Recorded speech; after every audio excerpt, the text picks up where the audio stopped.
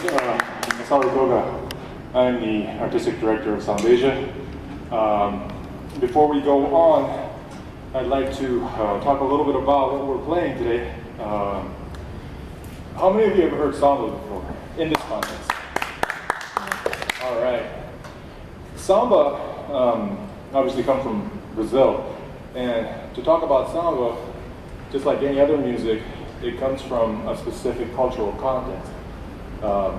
As with any cultural music, blues, jazz, salsa, traditional cultural music from anywhere. So to talk about that music, we need to understand the cultural background of the country. Brazil, when the Portuguese people came in and colonized Brazil, they wanted to grow crops like sugar and coffee in Brazil because of the climate over there. And so at first, they had the native people over there in Brazil work in their plantations. The native people in Brazil found that really unacceptable. So through military campaigns and diseases brought on by the Europeans, they were wiped out, essentially. So to replace them, the Portuguese people got workers from Africa to work as slaves, and inevitably from Africa they brought along their culture with them. So through a long period of time, it developed into what we call samba today. And the development of samba is pretty interesting.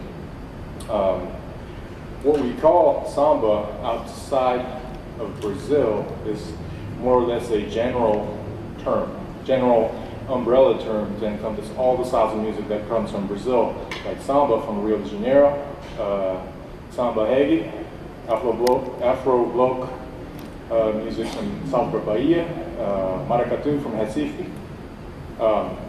But in Brazil, when you talk about samba, it's more specific to the region of Rio de Janeiro and also to a lesser extent São Paulo. So that's the development of samba. Samba, you've probably heard of Carnival in Brazil. It takes place in May. That's like the biggest samba event in the world. The samba schools, they call it. It's called a samba.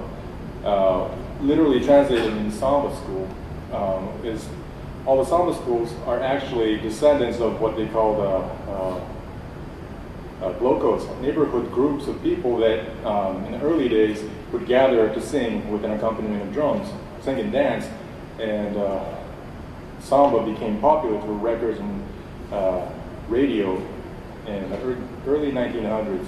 They got popular, and white Brazilians showed interest, and it started getting really popular. So the first samba school came out of that. It's called the Deixa Falar, let them speak is what it means. And that was about, I think, 1917. And all the other samba schools, samba groups, started forming like Mangueira and Portela, and they still exist today. And where are we? This is starting to be like a history lesson now. But it's important to understand it so that we can talk about Sambation. So that's the development of samba. And the term samba school actually has nothing to do with the fact that they learn stuff. Of course they do, but samba school the groups were called samba schools because the early samba schools would rehearse samba in schoolyards. And that's why it's called samba school. And we're actually, now we get to talk about Sambeja. Sambeja was founded by our friend and a teacher, Jimmy Biala, who some of you know, maybe all of you know. I don't know how many people are there out there. A whole lot of us. There's more people on the stage.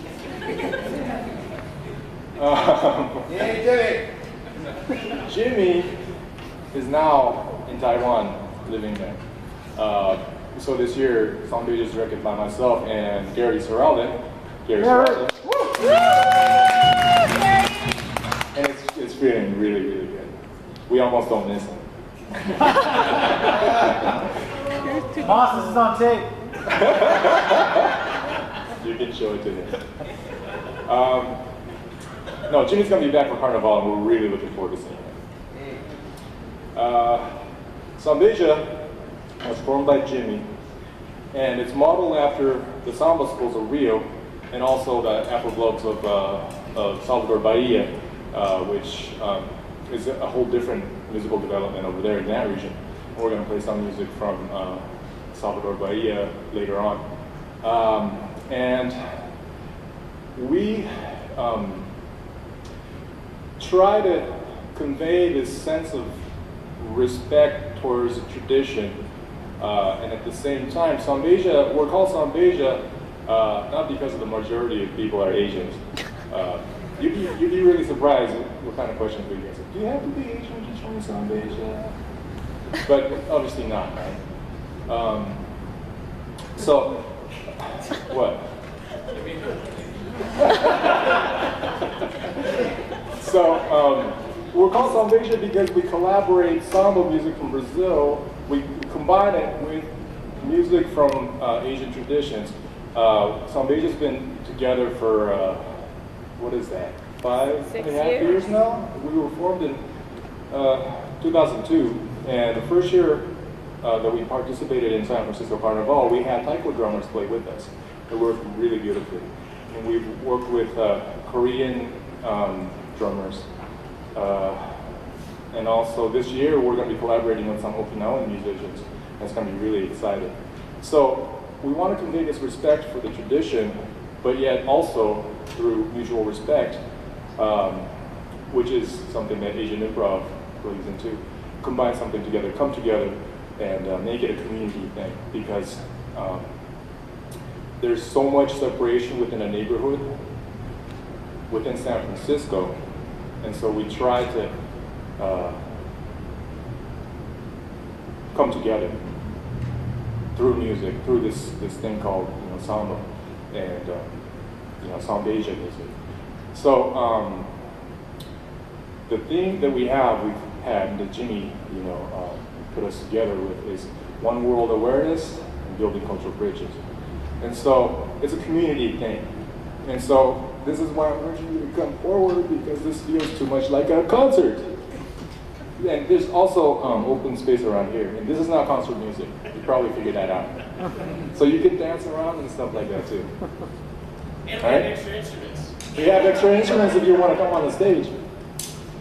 So anyway,